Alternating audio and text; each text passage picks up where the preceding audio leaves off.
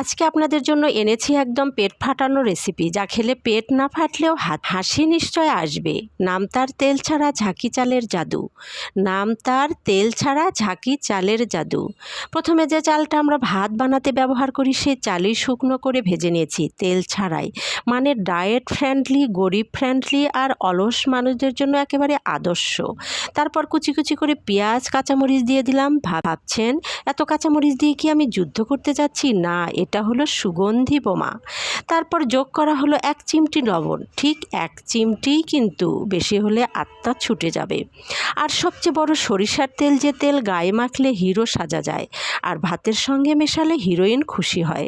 সব মিলে এক বয়মে তুলে নিলাম, ঝাঁকিয়ে ঝাঁকিয়ে মেশালাম এমনভাবে যেন ছক্কা মারতে যাচ্ছি। খাওয়ার সময় মনে হচ্ছিল এটা শুধু খাবার না, এটা একটা বিপ্লব। চালের হেসেল থেকে মানুষের মন জয় পর্যন্ত এই খাবার এখন আমার হৃদয়ের রানী।